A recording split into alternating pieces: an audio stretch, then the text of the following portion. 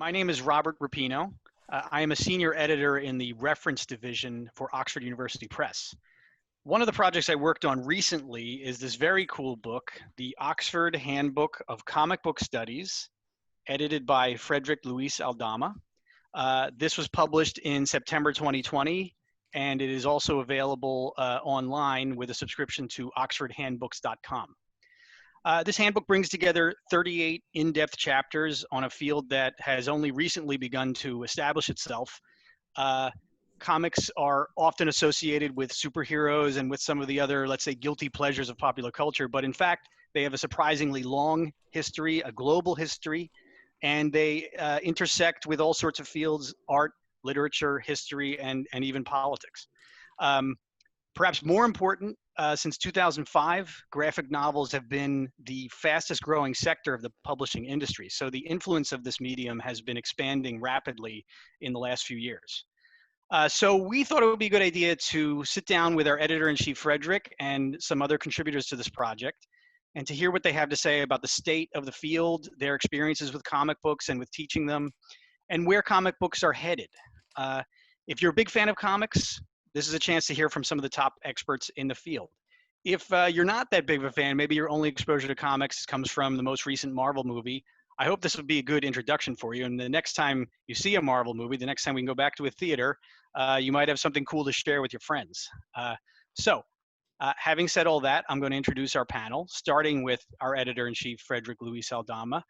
Frederick is the distinguished university professor at the Ohio State University. He is the award-winning author, co-author, and editor of 48 books, including the Handbook of Comic Book Studies. His social media handle is Professor Latinx, and most recently, he published a really cool children's book, which I have here, The Adventures of Chupacabra Charlie, which I highly recommend. All right, and then our next person who contributed to the book is Torsa Ghosal. She is an assistant professor of post-45 Anglophone literature at California State University, Sacramento. She is an award-winning scholar and author of fiction, including the experimental novella Open Couplets, published by Yoda Press in India. Her book, Out of Mind, Mode, Mediation, and Cognition in 21st Century Literature, is forthcoming with the Ohio State University Press. Her academic essays have appeared in journals like Poetics Today and Studies in the Novel. Her fiction and essays for a general audience can be found in Catapult and Entropy, among others, and you can find her on Twitter at Torsa G. And then finally, Nhora Lucía Serrano, also a contributor to the project. She is the Associate Director for Digital Learning and Research at Hamilton College. She is a founding member and currently the treasurer of the Comics Studies Society, and she is the co-editor of Crossing the Lines, Transcultural Transnational Comic Studies. And you can find her on Twitter at xnihilo13. That is a cool Twitter handle. I appreciate that. Okay, so those are the formal introductions, but I thought a better way to get to know our panel would be to ask their quick opinions on a topic that has frequently come up when we talk about comic books. A lot of movies and TV are adapted from comics. Those art forms go well together, or seem they should go well together. So I wanted to ask everyone, what is your favorite adaptation of a comic book? And what is your, to be charitable, least favorite? And feel free to vent, although I might end up having to cut you off if you vent too long, but I appreciate the venting. We'll start with Frederick for that one. So, gosh, a favorite, that's the kind of great question that my students ask me, and I'm always in my brain scrambling for a favorite, because actually there's a bunch that I love right now. And so let me actually respin that just a little bit, which is to say, what am I watching now that's really exciting and interesting that comes from the comic book world? In the televisual space or the cinematic space. And given the pandemic, it's TV really that I've been kind of binging on this. Umbrella Academy season 2, I think, is pretty remarkable. And I'll just throw in there Stargirl, as well as, interestingly, season 2 of The Boys, because I didn't really like season 1. And let me explain really quickly why I think those are exciting reboots of comics, in print comics. And of course, these are all superhero genre comics, but and we'll kind of get into that, I think, later. But you know, what we're seeing is in these televisual spaces, serialized audio visual TV reconstructions is taking of typically white male characters, white characters in general, and in the reboots, in these new spaces, transforming them into complex, interesting LGBTQ plus and characters that are Latino, Latina, Latinx. And for me, that's like super exciting because for me, you know, going back and looking at my childhood and then kind of as an adult and all the comics I read then and what I was so excited about, and then really today kind of trying to find that Latinx history of comics and comics characters, you know, it's tough. It's tough to see it and find it. But today you can just turn on your Netflix or your, you know, your network TV, and we're there. And very often in really interesting, complicated ways that get us to think about the world that we exist in today, and from new perspectives, getting us to think about it with new sort of emotions being triggered, thoughts being triggered, etc. So that's how I would answer that, Robert. All right, thank you. How about we'll go to Nhora next? Sure. While I echo what Frederick said, those are great and those are definitely enjoyable. Umbrella Academy, The Boys. Yeah, second season, I agree. Much better. I think mine that stands out, or one that I go to for aesthetic reasons, since I love the artwork, or I approach comics from a visual studies perspective, the political as well as Latino, Latinx, Latina stuff. I would say, to go back to an oldie but goodie, would be Sam Mendes' 2002 Road to Perdition. There was something cinematic about it that was so beautiful. I mean, that's the challenge. How, if you have a comic book or a graphic narrative or a graphic novel, how do you transform that into cinema and capture the essence of it? And there's something about Road to Perdition that really speaks to me. And I think it's beautiful as far as the visuality. I mean, it taps into US history, you know, the Great Depression. But even more importantly, in areas that interest me as far as art and how they speak to each other, you can see the influence of manga in Road to Perdition. You can see the influence of The Lone Wolf and Cub by Okami. And so that influence, the sort of cross generational as well as international flavor, is why I would say, even though it's hard to choose one, Road to Perdition, I feel like I always go back to as an example of something that's not necessarily perfect, but approaches it from a visual angle that really leads to wonderful discussion. So that would be my way to answer that part. And least favorite, I was thinking of this, oh my goodness. And I know you haven't, I'll just leave it this way. There's so much that's going on today that's so exciting. I think it's never, it's always challenging to figure out what you would prefer, what you don't prefer. And I think as someone who grew up on Chris Claremont and the X-Men series, the recent Dark Phoenix one, I think I had a different imagination in my mind. To be fair to the actors, the script wasn't what I recall when I read through the Dark Phoenix series. So no, not to pan anyone, but that's something where the experience of the reader, and I think that's a challenge when you adapt. But those would be my thoughts to share with everyone. Yes, I hear that a lot about Dark Phoenix. Okay, Torsa? Well, I actually don't have a very strong favorite. So I will do what Nhora and Frederick haven't done, which is ban a movie adaptation of comics. So I'll talk about my least favorite one. And my least favorite is actually Steven Spielberg's Adventures of Tintin. It's a fun adventure movie, but I grew up reading a lot of Tintin, and Tintin translated into Bengali, my vernacular in specific. And so I had a particular kind of imagination associated with Tintin. You know, Tintin, the way the comic books are presented, there is a degree of simplicity to the representation. And there is also this sense that even though Tintin is going on all sorts of adventures, much of this is almost like wish fulfillment at some level. So, the adventures are there, but they're not taken too seriously in the comic book form.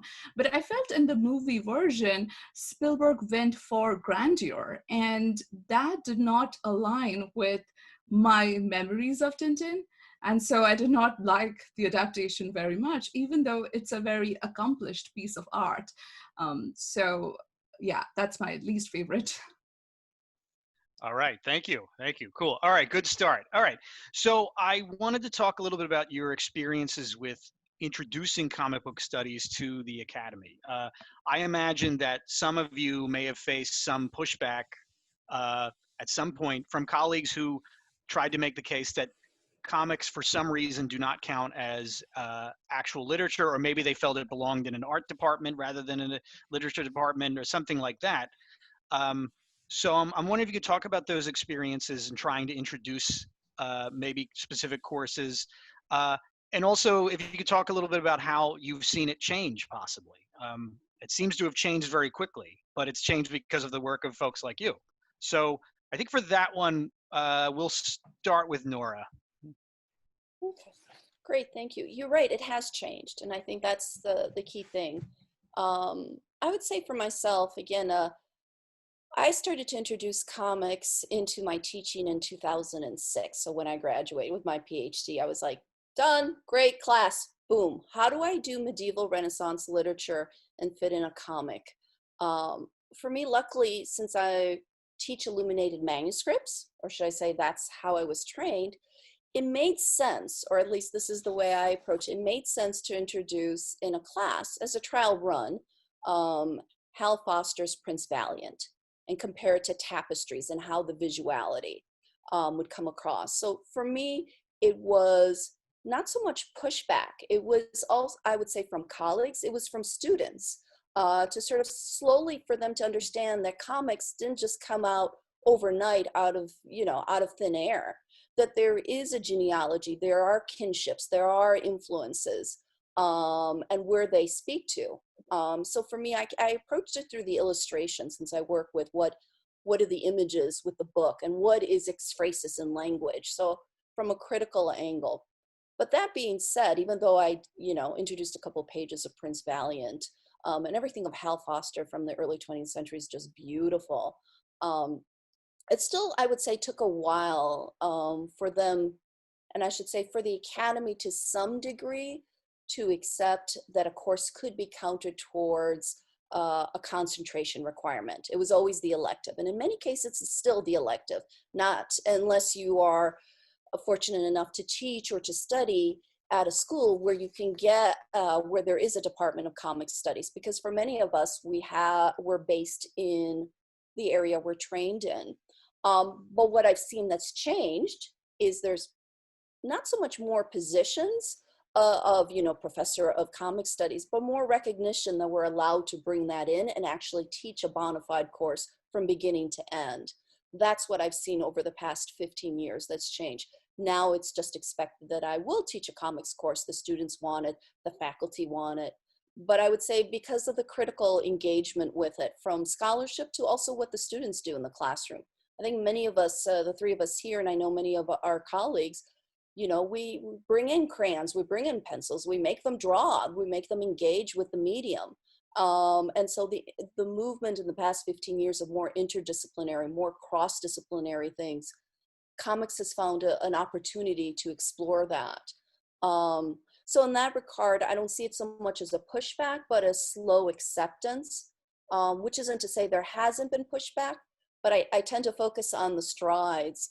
And again, I come at it from the visual angle. So for me, I'm always like, me, I'm going to pull in a page, let's look at it and compare it to artwork, since, I'll teach in the art history department. And so it lends for students to have a better enrichment, and the students want it. That's the other thing. The students come in, they want it, and they leave at the end of the course going, I did not realize this is what I was going to take, but this is great. They tell my colleagues, they tell the chair, and next thing you know, they feed. So I think in that way, that's been my experience. And I've been very fortunate, I should say. And for that, I appreciate, but I see more excitement in colleagues everywhere in the courses they can offer and the students wanting it. Yeah, okay, cool. Frederick, I'll ask you next since you've been at it for a bit.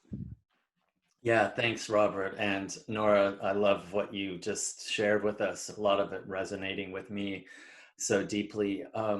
Yeah, so I knew I wanted to write Your Brain on Latino Comics, which is my sort of first book on comic studies formally that came out in 2009. But I knew I wanted to do that when I was a graduate student. But I also knew in the late 90s that that wouldn't be the book that would get me tenure. So I wrote a fairly traditional looking dissertation that I then transformed into a fairly traditional looking academic first book. There was some visual analysis of film and so on and so forth, but it wasn't where I wanted to go. So about 5, 6, or I don't know how many books later, I finally got the book that I wanted to do. I was full professor. I was at the Ohio State University. There were a number of us already there. Jared Gardner and others doing comics. So yes, I will say, Robert, it definitely impacted the trajectory of my kind of, my academic career, knowing that this was something I couldn't do at first. Now it's very different, as you mentioned, and Torsa maybe is a good example of the kind of new generation scholar who's able to kind of come through now and do this kind of work without a lot of people raising eyebrows or questioning and so on, but I'll let her answer that. What I love about comics, teaching comics, the multidisciplinarity of it, as Nhora was just talking about, but also the constant challenge to myself to be absolutely put at the forefront that the kind of language and concepts that we use to really understand and analyze comics is not the same. We can borrow from film, and we do, and we can borrow from literature, and we do, and we can borrow from art history, and we do, but it's its own kind of, its own toolbox. And so not only sharing that with the students and growing in them the conceptual capacity to be able to go in and enrich their own understanding of why they love or don't like a particular comic, graphiation, layout, color palette, placement of balloon, etc., or not, no words, wordless, etc. Really kind of going in and understanding and therefore enriching and deepening the experience, but also a reminder constantly of the globality of comics, that they're everywhere. And it's important, it was also important as a kind of big driver and force in the Oxford Handbook of Comic Studies of comic book studies to really remember constantly that the United States and Europe are not the epicenters. That in fact comic books have grown everywhere that we have people, because, well, we grow storytelling everywhere that we are and that we exist. So that's the other wonderful sort of constant challenge that I have. The other thing that I will say is that, especially in the superhero spaces, we are not the experts. Like, there are so many experts, lay reader experts out there that keep us on our toes constantly, right? It's a reminder that yet again, here is a living, breathing archive. It might not be the folio, Shakespeare folios, somewhere that, in the Beinecke at Yale or something, but this is a living, breathing archive as significant and as important, and that there are people out there who are the archivists. And so constantly reminding ourselves to kind of reach beyond the ivory tower, that this is something that we can learn from others outside always and constantly. And then finally, I'll say this, I love taking my students on the journey because they realize that with something for a lot of them that they thought of as just ephemera, something to kind of like you may or may not have encountered, but basically something that you would consider to be like you put in the garbage once you're done, then realizing that the artfulness, the willfulness, and the construction of the story and how it can take us deeply into questions of the human condition. Cool. Torsa, I saved you for last because I figured maybe rather than introducing this stuff, you may have been hired specifically to do it, but that's an assumption on my part. So please go ahead. I was lucky enough to study in English departments, both in Calcutta, India, as well as in the US, that had a strong tradition of comic book studies even before I entered these institutions as student. So even at Jadavpur University in Calcutta, where I studied, scholars like Abhijit Gupta would offer courses on graphic novels, introduce students to books like Amrita Patil's Curry and so on. Jadavpur University is also involved in archiving comic strips and graphic novels produced in Bengali and some other Indian languages along with English. And at Ohio State University, where I did my PhD, there were people like Frederick already mentioned Jared Gardner, so Jared, who wrote about comics, who taught comics. So I found myself in environments that considered comics as innovative art and writing, and did not distinguish it from, real literature, whatever that means. So I benefited from the changes that Nhora and Frederick just talked about. Even now at my present institution, California State University, my department chair, the dean, they are very encouraging of having courses, designing courses around comic books. I was not specifically hired to teach comic books, but I specialize in multimodal literature.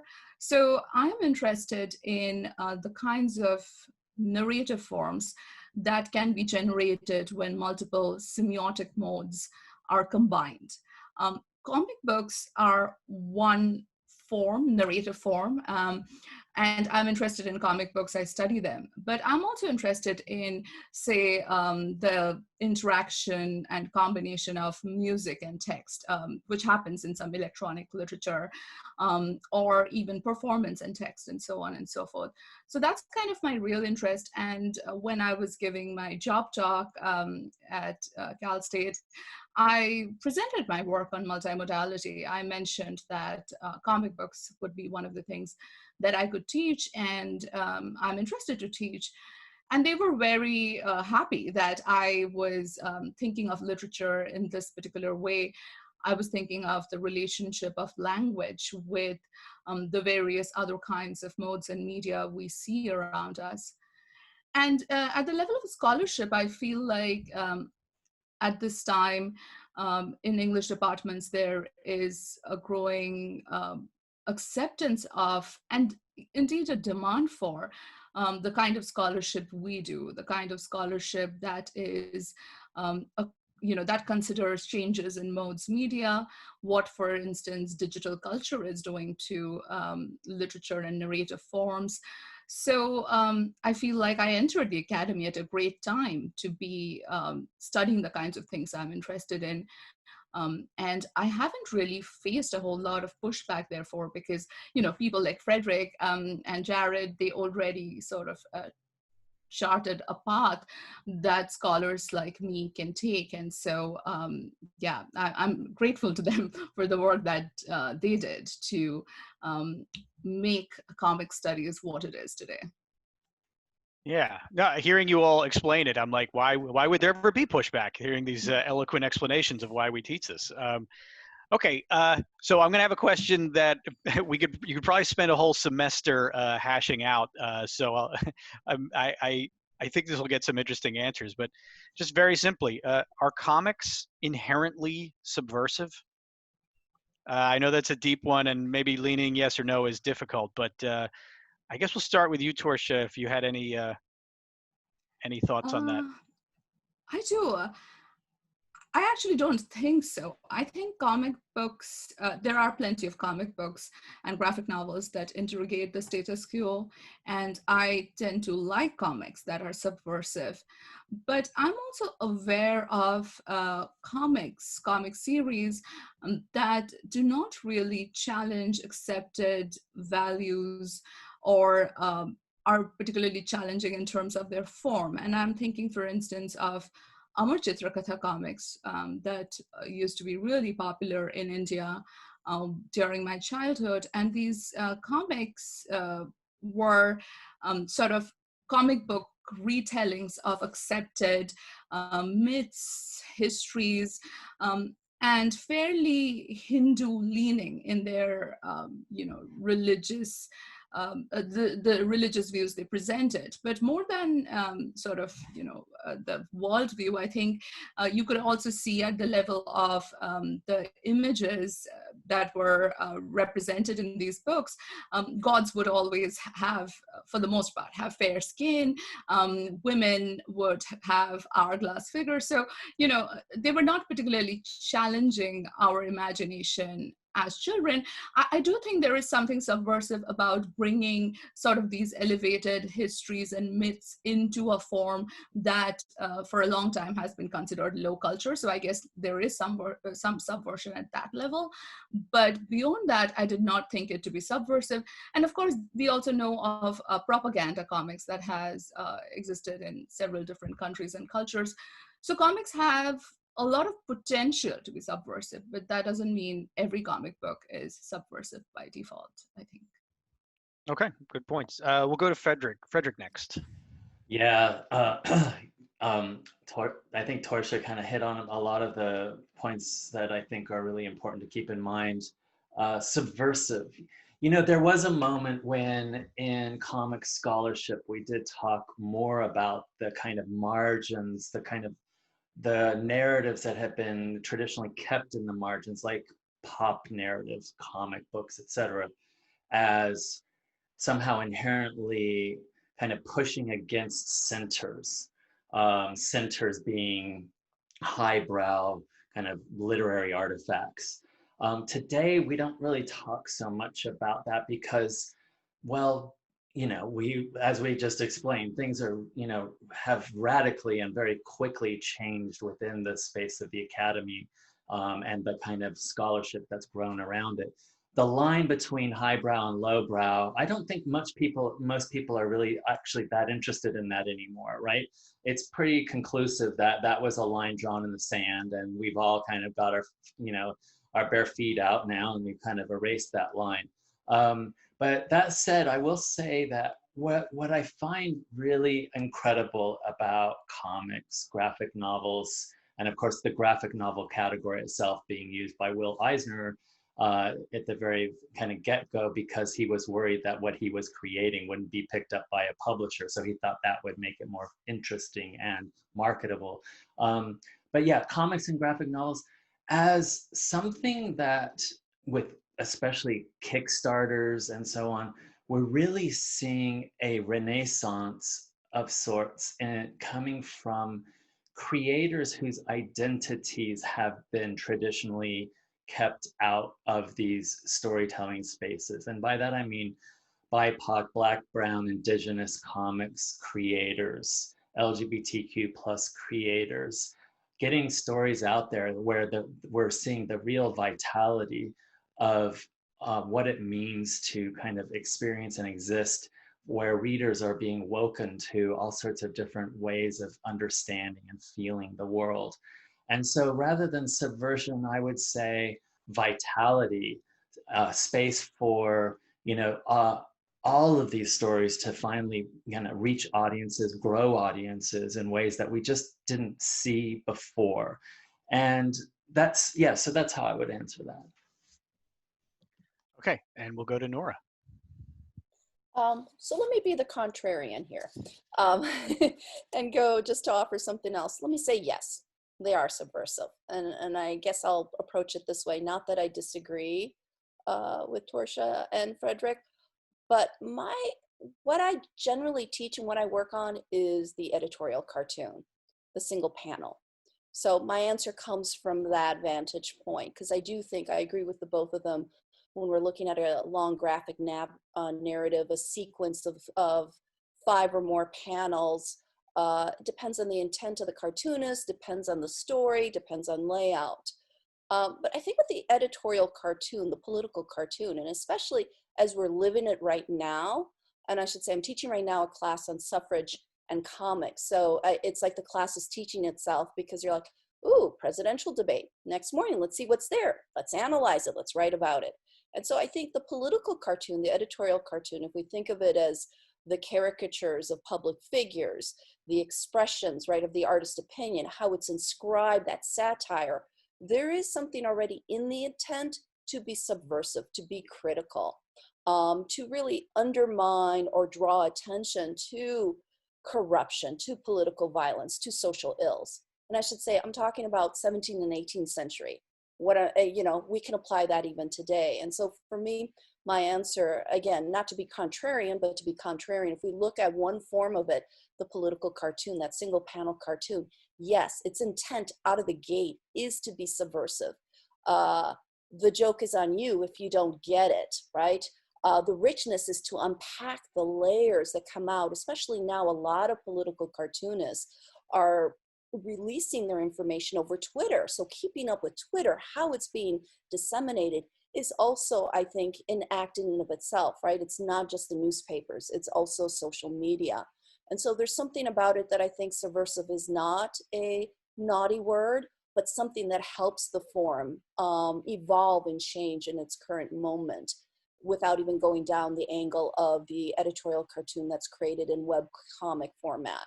So that's where I think the richness, right? And so I'll go back, not to be a contrarian, but to add to, there's sort of a richness within comics today as far as scholarship, but that's always been there in the form, depending on how people want to approach it, of how we define subversive and what the intent is of that narrative. And that's the richness of it. And again, I would say today, every morning I'm like, oh, let's see how they figured this. And you start to see what the pop cultural iconography is. The cartoon is, the political cartoon helps to establish the iconography that people will be studying 20 years from now to understand what it means to live through 2020, for example. And so in that way, Thomas Nast and his spirit is still here with us today in that subversive satirical tone. Cool. All right. Well, that actually does segue into the next topic, which could be either subversive or the opposite. Just the issue of superheroes in comics, which rightly or wrongly, people typically associate comics with superheroes for a number of reasons. And I just wanted to know, are you eager to see these stories done better, or do you lean toward the medium moving on from superheroes into other stories? I can say that the person who acquired this project, the Oxford Handbook of Comic Book Studies, who I succeeded, she was raised in a country that used to be communist, and she and I were talking once about superheroes, and she found them to be completely baffling. It was a cultural thing with America that she just did not like. So people dress up in, like, you glorify people dressing up in costumes and going around and doing the job of the police. I don't understand this. So yeah, I just wanted to get your thoughts on that. So yeah, are you going to see the stories done better, or would you like to see the medium possibly move on to something else? And I guess we'll go back to Frederick to start with this one. Yeah, thanks, Robert. That's a great question, and something that I think about all the time. But superheroes aren't going to go away ever. And part of that is, as children and teens and adults, the superhero is somehow a kind of embodiment of that daydream space that we all love. That daydream space that we start, when we're little tiny things, and even before kind of communication happens with, parent figures, daydreaming of ourselves as, doing things that we can't do where gravity exists and social taboos, etc. So yeah, superheroes are here with us. I will say this, that DC and Marvel, and from my Latinx superheroes in mainstream comics book, I can say that the trajectory, the one big surprise about going deep diving into the archives there is that it's really spotty. Like, it's not that we've gotten better over time in terms of our representations and who is seen as superhero, who's on the radar as superhero, et cetera, et cetera. We have like moments in Marvel and DC when you have like really cool African-American characters, indigenous, mestizo, mestiza, Latino characters, and then you have like decades where it's just really, really like terrible. That said, I have lately been so excited, and I'm just gonna jump over here. because of course I have in my sort of makeshift office like some really cool titles where we have like a Latina who is, you know, the kind of protagonist, super really cool, super badass, super smart in the sort of this moment in Walking Dead. We have also the area that I'm super excited about. DC has finally got it together. And by that, I mean, Marvel has been, for the most part, the publisher who's gotten representation better and right and more interesting and more complex. But their graphic novels for young adults, they've hired creators like Jing Yang, paired them with extraordinary illustrators also of color, and they have gone back and rebooted a lot of the characters in ways that leave you like breathless. And what you're seeing is you're seeing comics done in that way that is fun and entertaining, but with incredible writing, incredible storytelling, and extraordinary visual storytelling, right, going on. And so I'll tell you, just to be totally candid and honest, that's where I get my narrative pleasure these days. I very rarely read alphabetic novels. Where I go for my narrative, like my mind to be blown, are these spaces. Okay, cool. Torsa, we'll go to you next. Okay, so I think, you know, as Frederick said, superhero stories are really popular, and so we cannot simply wish them away. And I'm with Frederick about, you know, wanting to see them done better representation. But, you know, as Robert, you pointed out when you were asking the question, the superhero industrial complex is very America specific, and maybe Anglo-American, but mostly American. And so when I take a global perspective, I feel like even when we are talking about diversity in superhero comics today, we are essentially talking about diversity as America understands it. When we are talking about multicultural comics, we are still talking about mostly comics in the English language, focusing on issues that are central to North America for the most part. So I actually would like for us, comic book scholars and you know, even comic book fans, to actually think more deeply about what we mean by superheroes and sort of the ideological sides of superhero narratives, ideological connotations of such narratives.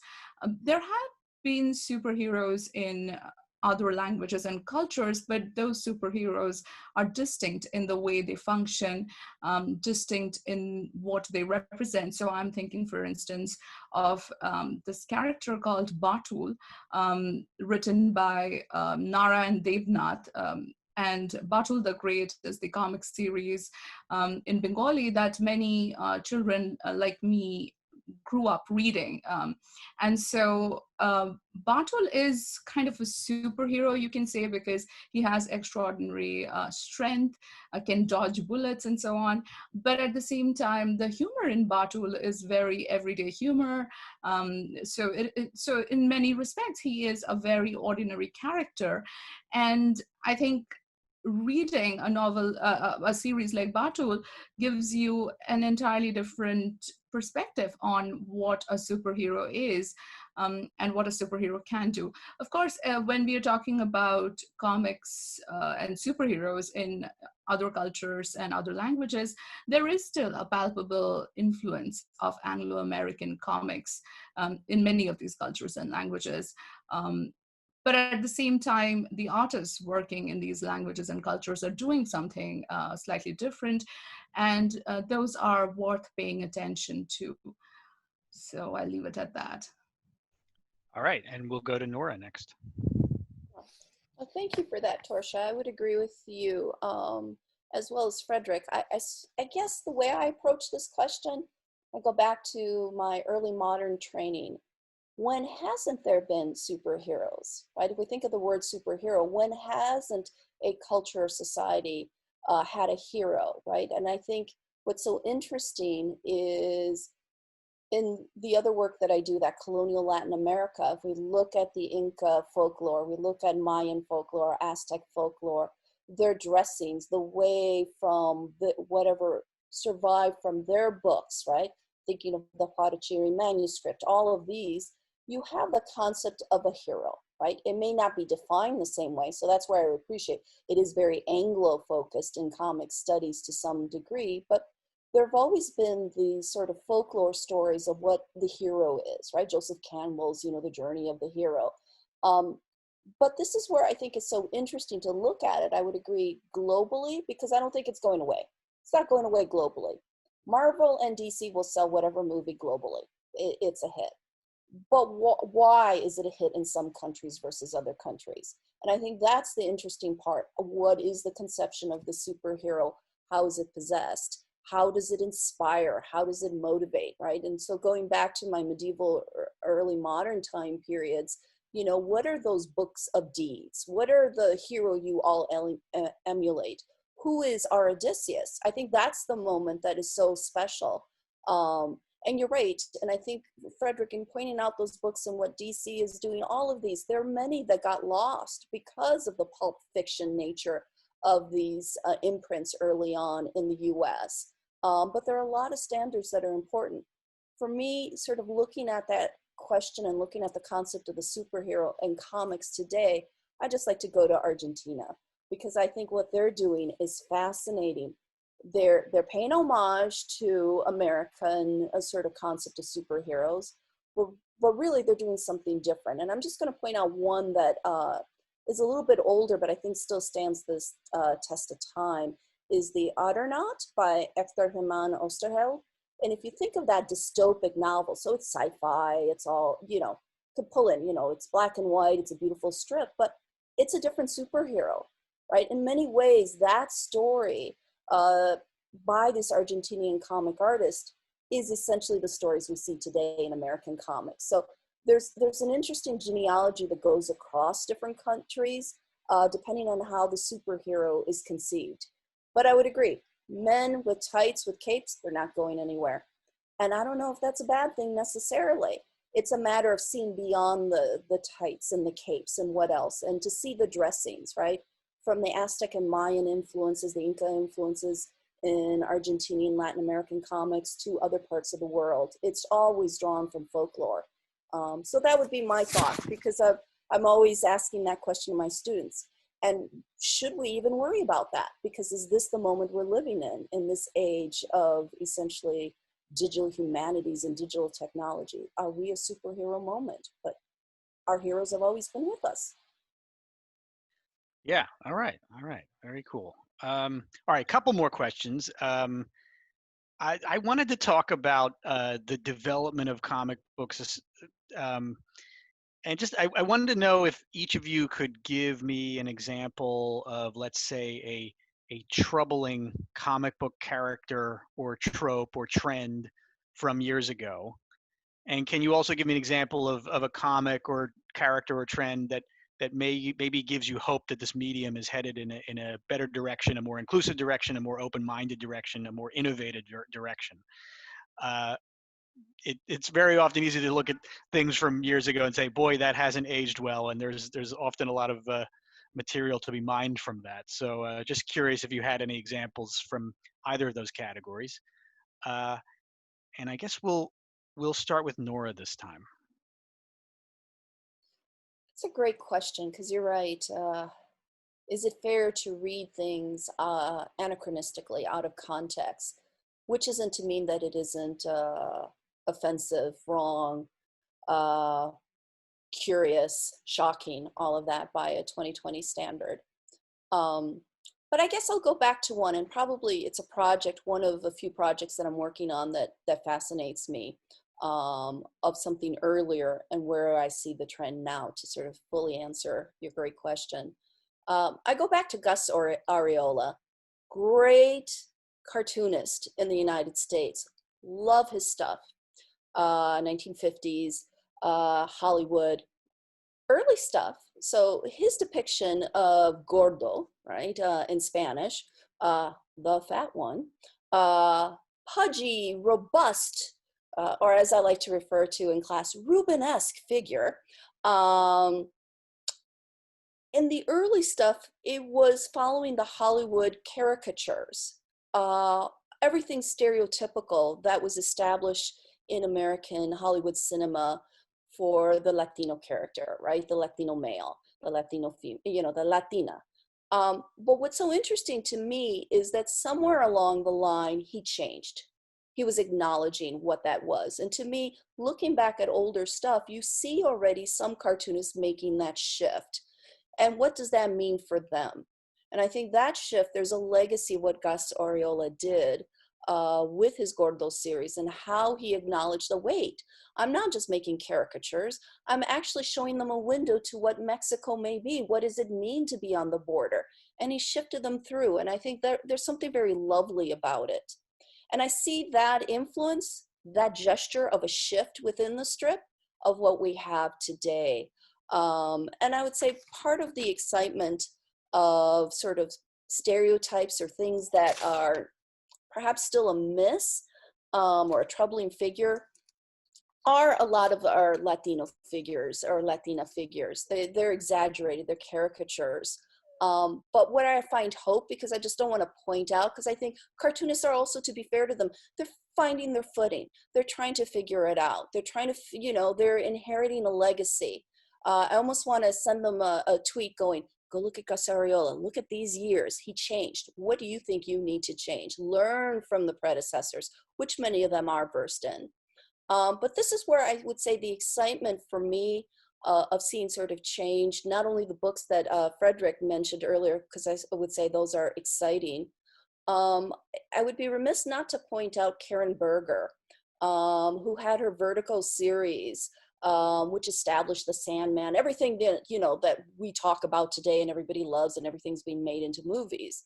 But I would say to follow the publishers. Karen Berger is now doing her own imprint at Dark Horse, and I'm excited to see what she's coming out. She's trying to do something more global. And I think part of that gesture and following certain publishers is trying to correct a trope. And trying to figure out what the trope is, and then sometimes not even figuring it out, just going, I know this can be done better. What can we do? What stories can we privilege the female? What stories can we privilege indigenous?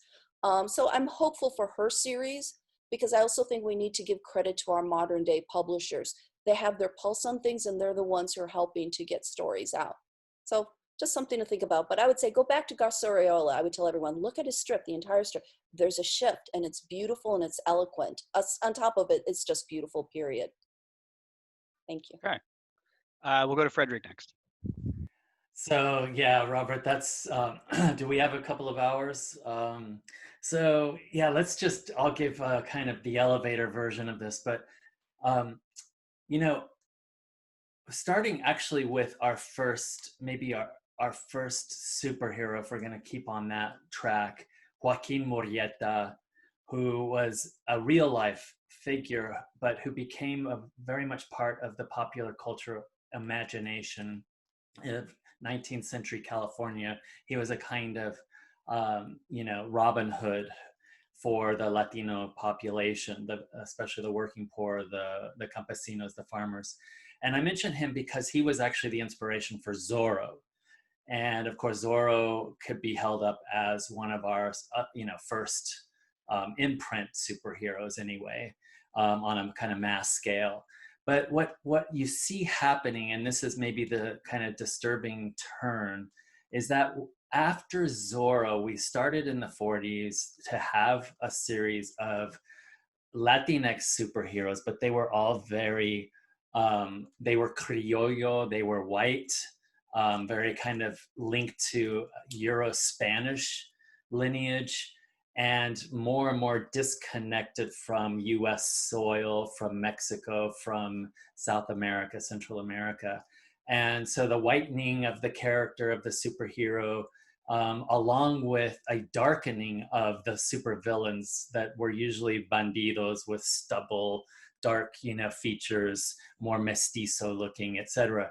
And that we can see that kind of that huge thrust continue on through, till even today in some comics and even comic book recreations and TV spaces. But there are some really extraordinary moments in comics, if I'm going to stick with superheroes. One is White Tiger in the 70s. And George Perez, and this is important, not only anchored that superhero in his Boricua, Puerto Rican, New York identity, but he, at the encouragement of Marv Wolfman, really came into his own as a storyteller who could move dynamically the character and the narrative forward through the drawing. So we don't just get a static representation, both at the level of kind of backstory and content, we also get it at the level of like layout and line work and lensing, if we're going to borrow a word from cinema. And we have a White Tiger Latinx, Afro Latinx superhero, right? He has features that are very recognizably as such, who's totally down, who's smart, he's gone to university, all of that kind of stuff. So White Tiger is, on the other flip side of things, kind of representative of another lineage, a lineage of kind of representation in this space that really is exciting, both at the level of the drawing and the geometrizing, as I call it, of the narrative, and at the level of representation, content, identity. Others that I would include here are Echo, David Mack, and Joe Quesada. I would also include Gabi Rivera's America Chavez.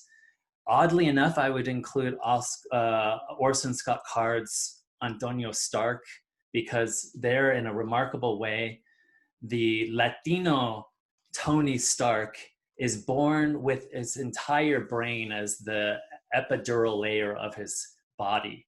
So a really clever way to kind of wake us to the fact that Latinos are most typically in pop cultural representation only seen as bodies, and here the entire body is the brain.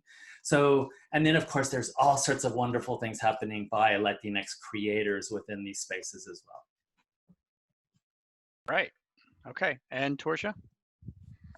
In terms of troubling representations, in the past I mentioned the kinds of bodies one would see in something like Amar Chitrakatha usually.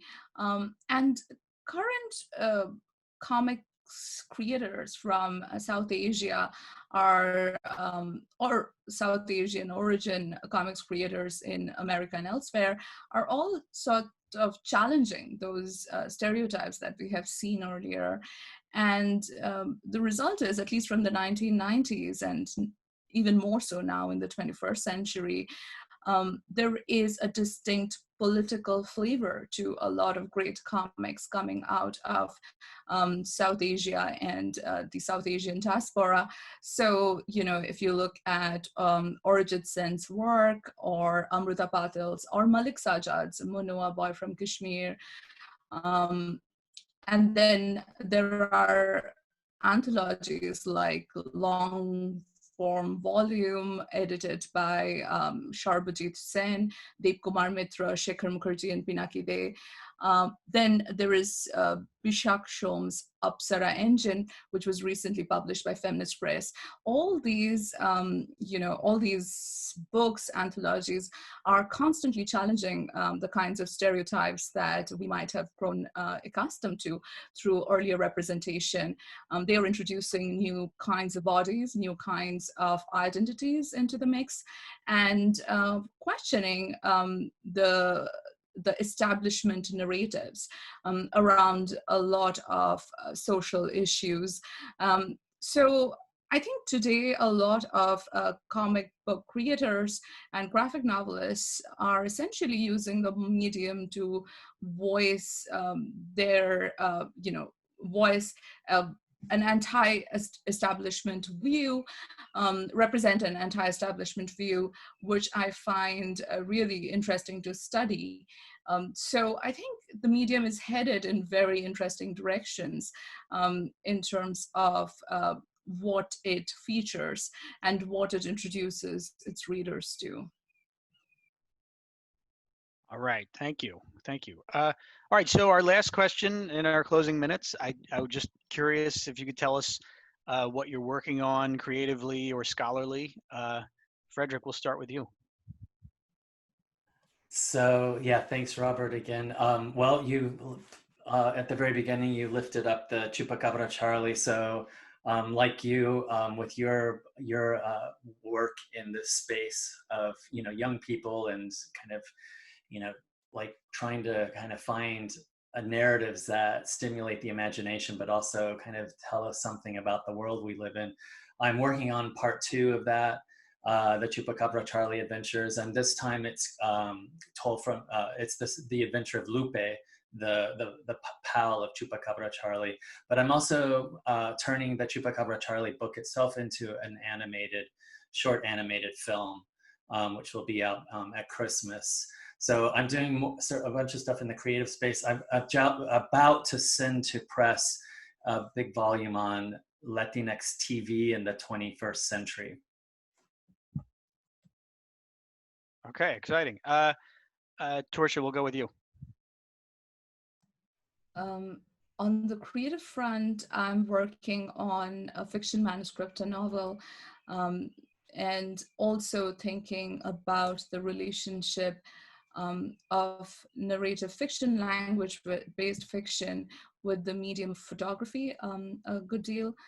In terms of research, I'm building on the book that you mentioned as forthcoming. I'm currently really interested in both the representation of group intelligence or collective thinking in narrative fictions, as well as in the real world, because so much of what we hear about, you know, different sides of arguments, everything seems to be generated at present on platforms like Twitter, and the algorithms of these platforms certainly inform the kinds of narratives and ideas that are generated by the groups using these platforms. So I'm interested to study those, and I have only begun working on that. Yeah. Right, thank you. And Nhora? Yes, I'm excited to see all of your projects, by the way. They sound exciting. For myself on the creative front, I'm finally going to sit down with my watercolors and try something, still figuring out, but I feel like some illustrations in some of these old Latin American texts, just to bring them to life, take a stab at the comics that I keep assigning in my classroom since I draw a lot. As my mom would say, you did go to art school. Where's the product? She's waiting for something to put on her wall. But as far as the scholarship front, I have a forthcoming book coming out in March, an edited anthology out of Rutledge on immigrants in comics, which is very exciting. Exciting to see it in print. So that's forthcoming. In many ways, that's already been put to bed in my mind, but still, you know, working out the final things on it. But that's exciting. What I'm working on as far as scholarship right now, that I've this past weekend have started to go down the rabbit hole of research, which is always fun, is George Harriman's Crazy Cat. There's been a lot of scholarship on him, a lot of rich and wonderful scholarship, but something that has fascinated me for over 20 years, and no one's really written on it, and I feel like there's something here that is drawing my attention, so I've been working on it, is the character of Don Quixote, or Don Quixote, as I like to refer to it. So I want to look at the Spanglish in George Harriman's Crazy Cat, see what it was he's doing here, what that character means, not only for the language, so to add to scholarship as far as Spanglish in comics, which I think would be fun, but also, is there any reference to Cervantes' Don Quixote from an early modern perspective? Just to sort of approach something different. And again, because I've been fascinated by Crazy Cat, and I've already gone down and just looked at it, you know, these characters. So maybe it goes back to your earlier question, where are superheroes? Some of them may be in secondary characters. They may be a germ of an idea that influence later characters. So that's where my next project is, whether, and I think it'll be an article, because I'm, you know, after this edited anthology, going back and thinking about what the next book project is, with a lot of possible ideas. But George Harriman, Crazy Cat, Don Quixote, Don Quixote. That's where I'm at. Thank you. Cool, great. Well, thank you so much to Nhora, Frederick, and Torsa for joining me. Thank you for the work and the passion you put into this project, and to all the contributors to the Oxford Handbook of Comic Book Studies. These reference works take a village to create, and they're a long process, and it's amazing every time we produce one. I'm just like, I can't believe we pulled this together, but we appreciate all the work you did on this. And for those of you watching, thanks for joining us. I hope this has been helpful and give you a lot of ideas of where you can start your journey or continue your journey when it comes to comic books. So thank you very much. Thank you, Robert. Thank you, Robert. Thank you.